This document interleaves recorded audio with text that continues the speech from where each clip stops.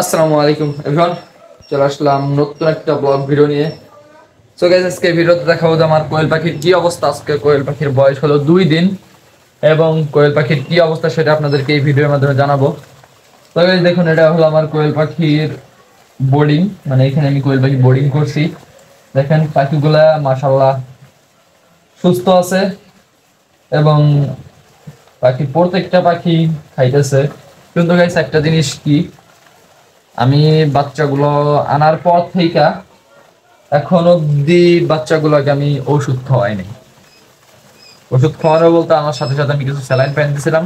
এই আপনারা চাইলে বাচ্চাগুলোকে আনার সাথে সাথে লাইসোবিট দিতে পারেন, এতে করে বাচ্চার রোগ প্রতিরোধ ক্ষমতা বাড়বে। সো গাইস, এখন আমি বাচ্চাগুলোকে পানি দিব। একটু আগে পানি পাত্রগুলো সরাই নিয়েছি, এখন পানি দিব। তো চলুন, পানি দেওয়ার আগে কি কি করি সেটা আপনাদেরকে এই ভিডিওতে দেখাই।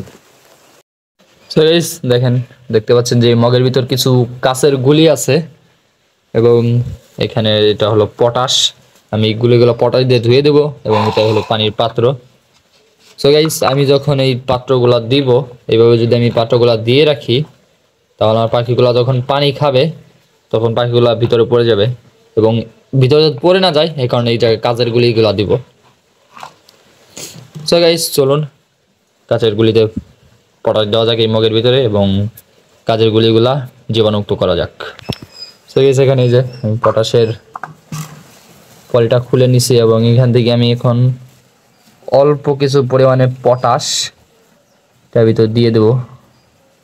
সো গাইস, জাস্ট আমি 3 নখ দিয়ে ধরবো, দেখি কতটুকু পটাশ হয় এবং গাইস দিয়ে দিলাম। দেখেন দেওয়ার সাথেই কিন্তু এটা কালার হয়ে গেছে।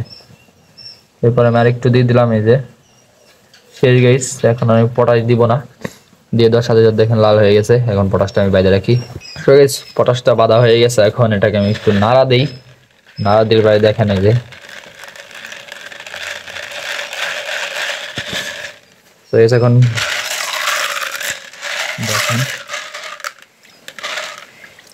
দেখেন পানির কালার কিরকম হয়ে গেছে, দেখছেন লাল লাল হয়ে গেছে। আমাদের ভিতরে বোঝা যাচ্ছে না।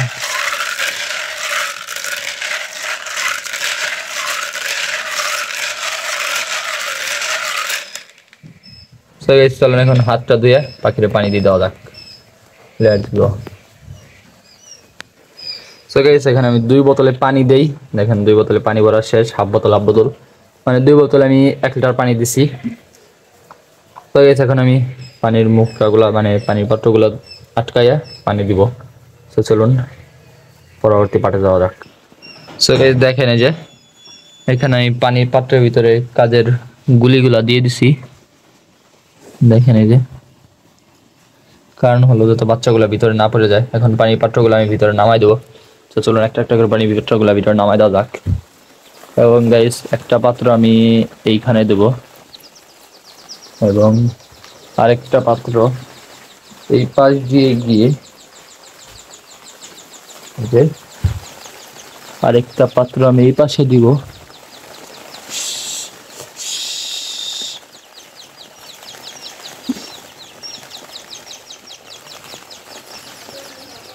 এই জায়গায় দিয়ে দিলাম আরেকটা পাত্র আমি, এই জায়গাটাই না, এই জায়গা থেকে সরাই দেবো কারণ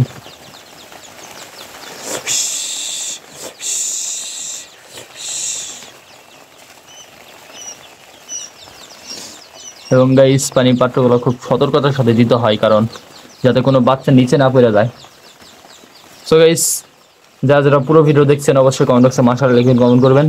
এবং গাইস আজকে ভিডিওটা এ পর্যন্তই, পরবর্তী নতুন কোনো ভিডিওতে দেখা হবে। সুবন্ধু ভালো থাকবেন, সুস্থ থাকবেন, আল্লাহ হাফেজ।